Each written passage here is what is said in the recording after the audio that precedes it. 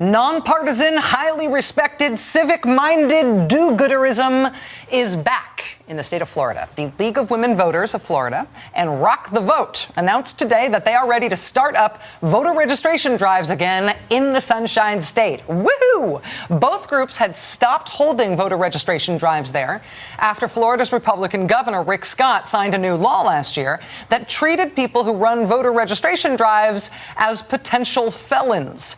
In some cases, it threatened to make them felons by virtue of their voter registration efforts. If, for example, it took you anything over 48 hours to return to the state somebody's filled out form, you would be treated by the state of Florida as a criminal and threatened with steep fines, among other punishments. These good government groups will be able to start registering voters again thanks to a ruling by a federal judge last week who struck down key parts of Rick Scott's new Make It Harder to Register to Vote law.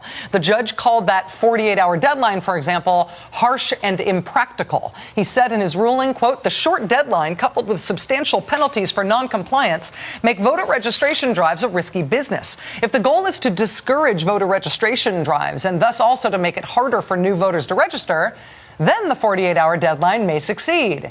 But if the goal is to further the state's legitimate interests without unduly burdening the rights of voters and voter registration organizations, then 48 hours is a bad choice." In other words, if Rick Scott was hoping to make it harder for new voters to register, then this new law is totally the right way to go. But in terms of the state's legit interests, the judge says, yeah, no. So the 48-hour deadline part of this law is now being blocked, and the League of Women Voters and Rock the Vote are getting back to the business of helping people get registered to vote in the crucial state of Florida. That is thanks to a judge and no thanks to the state government. But in the meantime, another voter rights issue in the state of Florida has attracted attention and potentially intervention now from the feds. Governor Scott has pushed for a major effort to purge the state's voter registration rolls this year, an effort he has said is aimed at kicking people who are not eligible to vote off the voting rolls. As part of that effort, Governor Scott's administration put together a purge list of more than 2,600 Florida voters they had identified as non-citizens who should be removed from the registration rolls. The problem is that local elections officials found the list to be riddled with inaccuracies. Quote, "The state-produced list of nearly 2,700 suspected non-citizen voters was generated with some outdated data, targeting hundreds of actual citizens who are lawful voters. So far, no one has been purged who has not admitted that he or she is a non-citizen." That was from the Miami Herald yesterday. Today, the Orlando Sentinel reported on the statistical infrequence of voter fraud in the state, which, remember, is the whole reason Rick Scott claims he needs to purge the voter rolls ahead of this year's presidential election. In the Orlando Sentinel, the quote is, "Notwithstanding the concerns of Scott and Republican legislators, state records show that voter fraud simply hasn't been a problem for the past decade."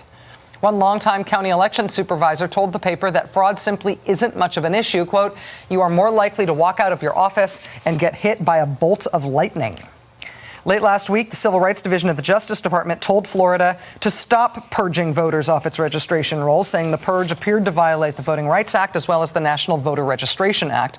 That letter was sent to the state of Florida on Thursday of last week.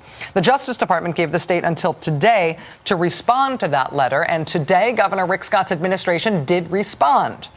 They are not agreeing to the Justice Department's request that the state stop their quest to kick people off the state's voter rolls. They say they respectfully disagree with the Justice Department on the whole "it's illegal" allegation. They say they refuse to stop the voter purge process. They accuse the federal government of being the one who's really violating federal law here, the old "I'm rubber, you're glue" tactic. And they are demanding a response from the Justice Department to their own letter by Monday. The state of Florida, in other words, appears to be sort of gleefully picking a fight here, launching an inevitable standoff with the feds on the issue of kicking people off its voter rolls this year. And given that this is Florida we're talking about, and it's this time of year in this year, this fight, this standoff that has begun has really big political implications. Here is a wild card, though. Rick Scott's administration can't actually directly kick voters off the rolls. They're not in charge of the rolls. All they can do is send purge lists to the counties, to county election supervisors, and tell the people who work at the county level that they're supposed to kick voters off the rolls. It is up to the county officials to actually do the purging, because they're responsible for elections in their counties. And lately, the county officials in Florida are not much in a mood for what the state is telling them to do. On Friday, local elections officials in Florida announced that they would be discontinuing the state-directed voter purge because they found the state's data to be flawed. Oh, and also there was that whole thing where the Justice Department said what the state is doing is illegal.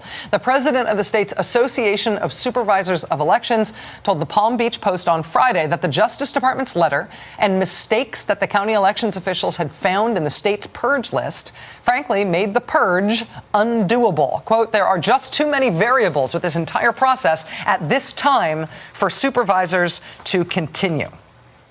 Rick Scott can thumb his nose at the Justice Department, but he cannot force local elections officials in Florida to carry out his voter purge.